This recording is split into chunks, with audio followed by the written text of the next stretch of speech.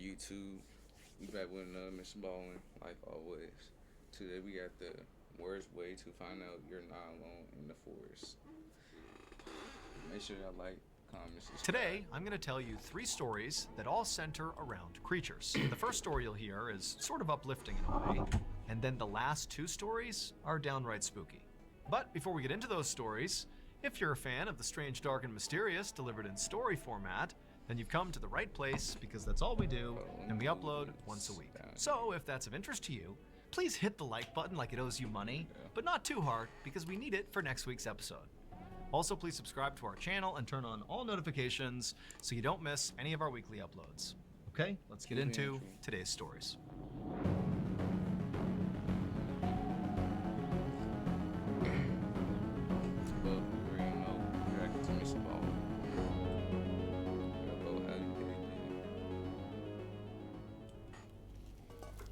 On the evening of December 24th, 2001, a 48-year-old businessman named Kevin Butler was in his kitchen inside of his home in Dallas, Texas, preparing food. The following day, he was going to bring this food to a Christmas party at his friend's house. And as Kevin was preparing this food, he heard his friend Larry, who spent a lot of time at his house, call to him from down the hall. Now, Kevin didn't really hear what Larry wanted, but he could tell from the tone of his voice that, he wanted him to come over there right now. And so Kevin said, okay, I'll be there in a second. But then, after washing off his hands and beginning to walk down the hall to go see Larry, Kevin heard another sound that stopped him in his tracks. He heard the sound of 2 men's voices coming from outside of his house. The men sounded drunk, and they sounded like they were literally in his front yard. And also, Kevin thought he recognized the voices. And so instinctively, Kevin flew over to the door and whipped it open. And sure enough, it was Johnny Serna, one of Kevin's former employees, and Daniel Torres, who was Johnny's half-brother. These were the 2 men he thought he heard outside, and here they are. And even though Kevin was expecting to see them when he opened the door, it was like seeing them in real life was just totally incendiary. Kevin was immediately so mad. For several months, Kevin and Johnny had been in this very public feud over money. And in fact, Johnny at one point had even tried to steal from Kevin by forging a check. And so now Kevin looked right at Johnny and Daniel and goes, "Oh, what are you guys here to steal from me again?" And in response, Johnny didn't say anything. He just charged forward and punched Kevin square in the face. Kevin was so stunned that he practically fell over. And then before he could do anything, Johnny... Oh, hell no, he got me focused. You just gonna have to hit him with this. Or hit him with this. And Daniel pummeled him to the ground and were kicking and punching him, and then they dragged him further into his house and slammed the door behind him. Kevin continued to try to get away, but he just couldn't. One of the brothers was holding him down, and then before long, one of the others had gone off and come back with electrical cord, and they tied him up. And then once Kevin literally was fully bound and couldn't go anywhere, the brothers went into the kitchen, got knives, came back, and they began stabbing Kevin over and over and over again. And as all this commotion was happening out in the living room, Kevin's friend Larry, who was right down the hall, heard the whole thing. He heard the sound of, the 2 drunk guys coming in. He heard the sound of Kevin clearly being attacked. Why you didn't do nothing? Why, what? And at first, Larry was terrified and didn't know what to do. But as he heard the sound of Kevin screaming out for help, Larry jumped into action. And he flew down the hallway and he charged out there, and he saw Daniel still on top of Kevin stabbing him, and Larry just went right after Daniel. Now, Larry was unarmed and really didn't stand much of a chance to begin with, but he did whatever he could to try to get Daniel off. He began biting and scratching him and doing whatever he could, but it wasn't enough. And eventually, Daniel overpowered Larry, and then before long, Johnny and Daniel were not just stabbing Kevin, but were also stabbing Larry. And so in the end, both Kevin and Larry, the 2 friends, were stabbed to death. And then after they were dead, Johnny and Daniel fled the scene. But what the 2 half-brothers didn't know was that even though they had just killed Larry, Larry had actually just made sure those 2 brothers would get caught. Because when Larry tried to fight Daniel off, he had literally bit Daniel and gotten Daniel's blood on his mouth. And ultimately, when the police showed up, they took the blood from Larry's mouth, and that was DNA evidence, and it led them right to Daniel. And so, Daniel and Johnny were soon arrested and charged with murder. However, they were only charged with 1 murder. And that's because during the attack, when Larry flew down the hall to try to protect Kevin, well, I guess because that's technically self-defense. Because Larry attacked them first. Well, he literally flew. Because Larry was not a person. Larry was Kevin's pet cockatoo. Oh, And he was named after Larry Bird. Kevin had adopted Larry 2 years earlier, and the two had become But y'all was making it seem Larry was like a whole human. like best friends. And so when Larry heard his best friend Kevin being attacked, he flew in to try to help. And he wound up clawing and pecking at Daniel's head, ultimately getting Daniel's blood on his beak, which led to their arrest. Daniel Torres and Johnny Cerna were both ultimately convicted of murder and sentenced to life in prison. What if I told you there was a boundless vault full of a million secrets, buried mysteries, and life-changing adventures just waiting to be explored? A place where That we had. Face peelers. At 6:30 p.m. on July 29th, 2023, a 15-year-old girl named Talia Davila Diaz stood right outside her back door of her house, staring out at the thick, dense, shadowy rainforest that was her backyard. Talia lived in a tiny, isolated village in Peru that was literally in the middle of the Amazon rainforest. So as she was looking out, she would have seen these huge tropical trees and heard the sound of howler monkeys and exotic birds and animals moving all about, and the air would have been really thick and humid. But she wasn't thinking about any of that. Instead, she was focused on this grapefruit tree that was only a few yards away from her house. She wanted to go get a grapefruit and bring it inside and make juice for her family. However, Talia was scared. And she was scared for two reasons. The first reason was this was the Amazon, an inherently dangerous place, especially at night. There were loads of predators out there, like snakes and jaguars. GG's. That's one place I will never go is the Amazon. Bro. They got snakes, spiders, crocodiles, sharks. They got everything. They look at every single thing. But the other reason she was scared was that she was worried there could actually be something worse out in the rainforest, worse than any predators she was used to. And that was because over the last couple of weeks, people in Talia's village had been claiming they were seeing these shadowy figures lurking in the tree line with these bright green eyes that would occasionally seem like they were hunting the people of the village. Like anytime they went out, it was like these figures were kind of lurking off in the distance, but nobody knew what they were. The rumor around the village was that these shadowy figures were actually pelikaras, which translates literally to face peelers. People in Talia's village believed that pelikaras were foreigners who would kidnap locals and cut their throats and peel the skin of their face off and then sell their body fat on the black market. And the locals were so freaked out that pelikaras could be around that they began performing nightly patrols to keep the villagers safe. So Talia, again, was very scared to even leave her house at this point. But she was also trying to be reasonable. She'd gone out and gotten a grapefruit many times in the past. This was not some new behavior, so she's looking out and she sees the grapefruit tree and she knows there's a nightly patrol out right now and I only have to go a few yards and get the fruit and get right back in the house. Like, how big of a deal could this possibly be? And so after taking one more look around and not seeing anybody or hearing anything that was out of place, she took a breath and then rushed out to the tree. She grabbed a grapefruit, and as she was turning around, she froze because her worst nightmare had just been realized. Now, standing between her and her back door were these two hulking dark figures. And one of them was like so tall, it was practically the size of a tree. And they both had these piercing, glowing green eyes. And they were looking right at Talia. And Talia was so instantaneously petrified that all she could do was just stand there and stare back into their green eyes. And as she did, she began to notice that their faces were grotesquely elongated, almost like they had masks on. And then before Talia could do anything, the really tall one began sort of gliding. This GG's. Like, see me, I will wait it in the morning to get that grapefruit. Towards her, not stepping towards her, but literally almost hovering off the ground towards Talia. And then suddenly Talia was being grabbed and thrown to the ground. Dang. And the instant Talia hit the ground, these two figures descended on her and pinned her there. And then one of them reached down and pressed their hand over her mouth and her nose, and she couldn't breathe. And then she sees the other one is holding what looked like a box cutter or a knife, and they put it right up to her neck. And suddenly it's like Talia understands these are pelikaras. They're gonna slit her throat. They're gonna kill her. And so she has this sudden burst of energy and she manages to push them off of her. And when she did, their hand came off her mouth and she screamed out for help.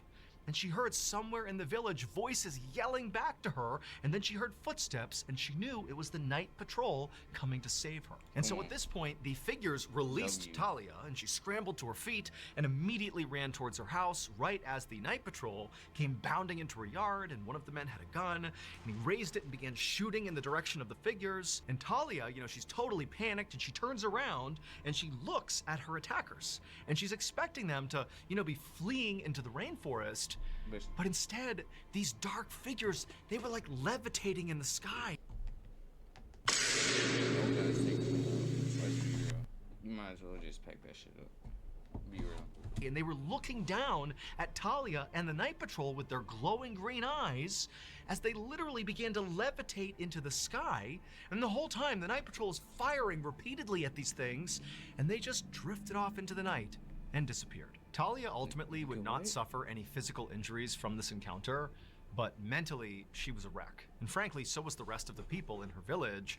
They would mentally fuck me up too. Especially those who were on the night patrol and with Talia witnessed these figures with green eyes flying away into the sky.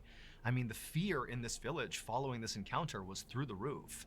And in fact, ultimately, the Peruvian government would get involved after this encounter, and they would investigate to try to figure out, what happened to Talia.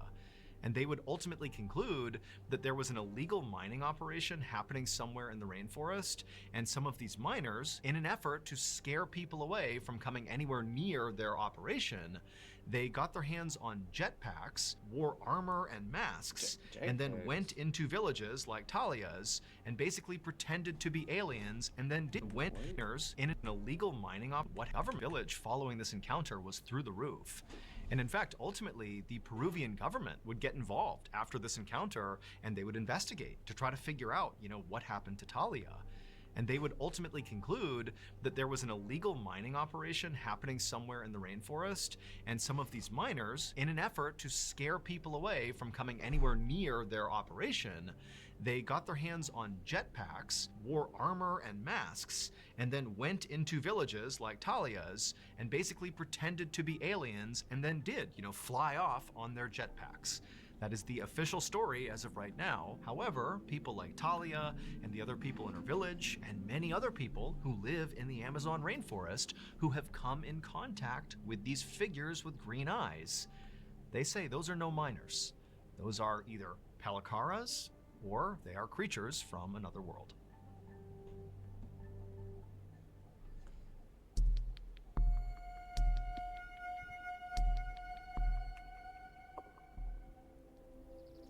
On the afternoon of May 21st, 1974, a 39-year-old man named Pilar Gomez walked through a forest in Argentina. In his hand was a machete and an axe. And as he walked, he used the machete to clear brush, and then eventually he reached this huge tree, and he put the machete down, gripped his axe, and got ready to chop it down.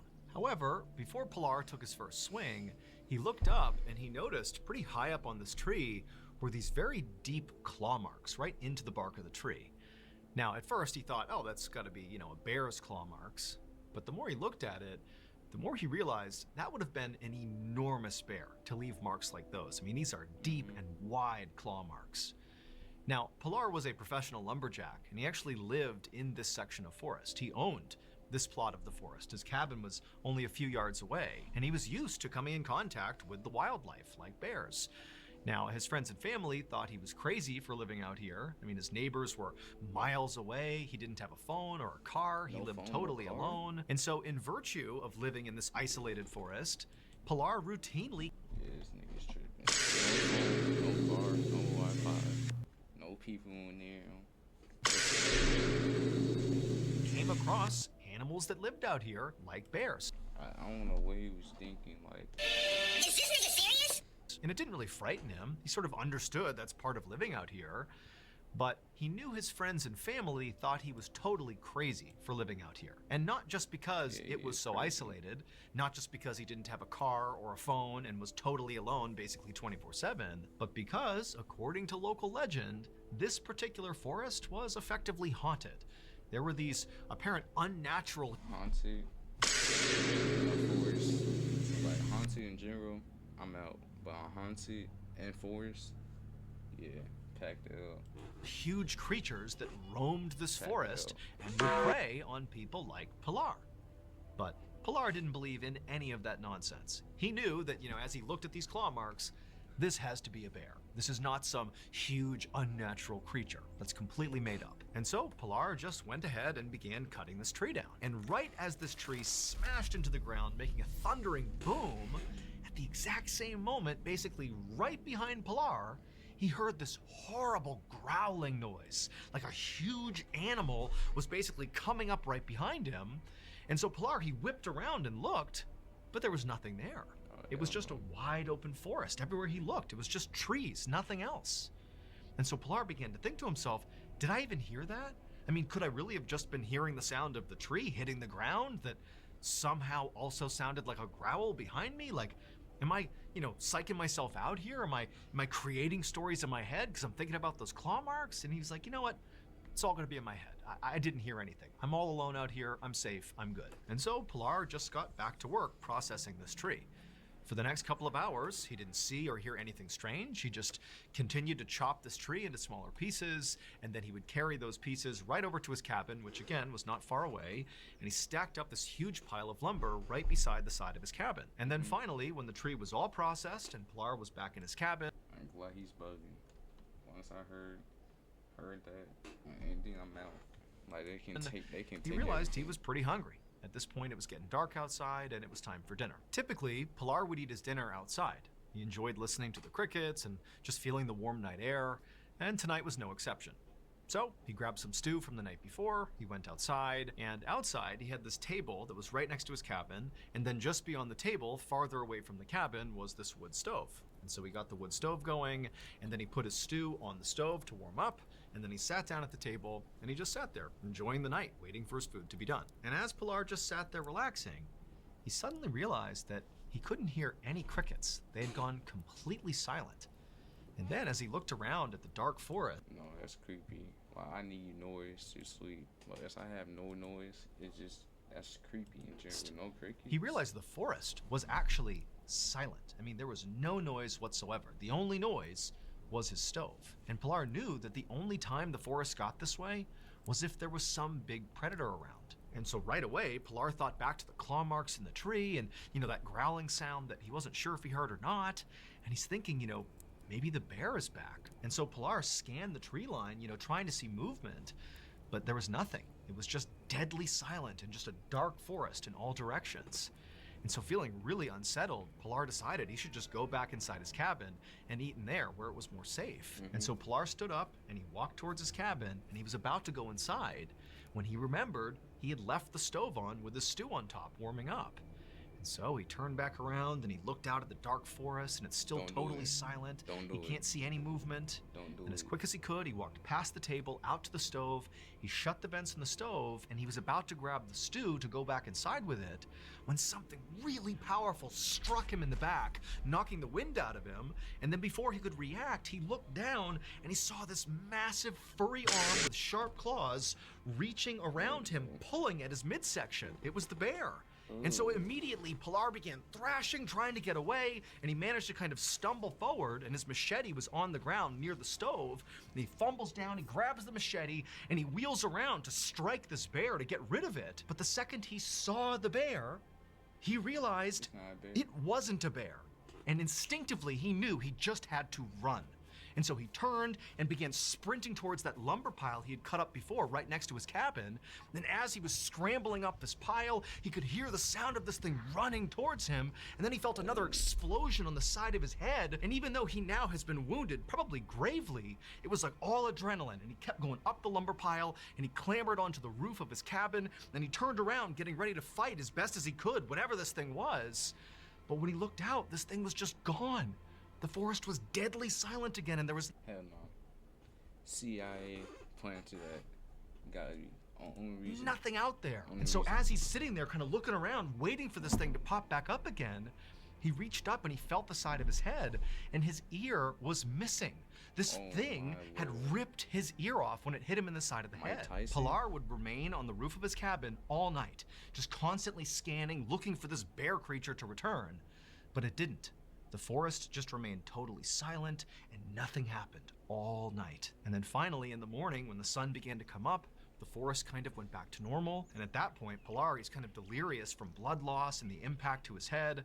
And he knew he just had to get out of here and go get help. And so he climbed off the roof and then he ran about a mile to the nearest building, which was this woodworking shop. And when he got there, there were a couple of people there. And when they saw the state Pilar was in, they didn't need to be told that he needed to go to the hospital. They just instinctively put him in the car and drove him there. After Pilar was stabilized and his wound was treated and he was sort of in recovery at the hospital, the police showed up to interview him to see what happened. And Pilar would tell them the story about how, the day before he had seen those claw marks in the tree, and then he had heard that loud growling sound behind him, or so he thought.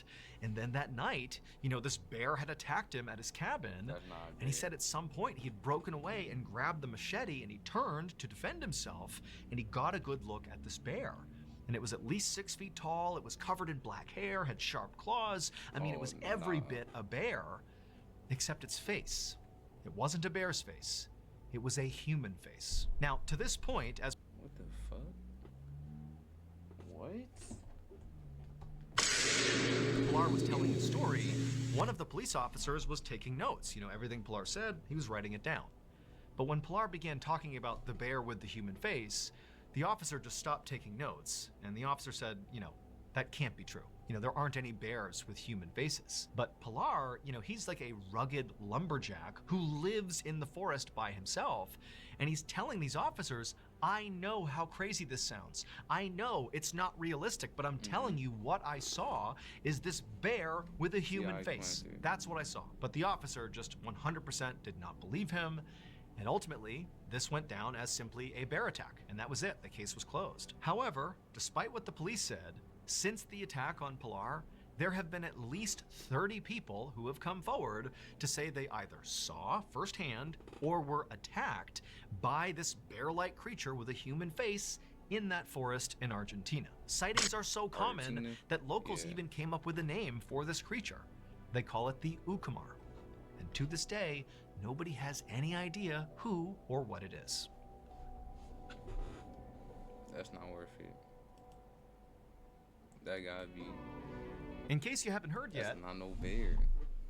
I don't know what that is. A human face? A human face with a W video from Mr. Ballen. I'm gonna put it on a live channel. That was the worst ways to find out you're not alone in the forest by Mr. Ballen. W Toy Story, like always, the best toy storytelling YouTuber on this platform. But if you like that YouTube, go like, subscribe, stand by guys, stand by goals. I'm gonna see y'all in the next one. Peace.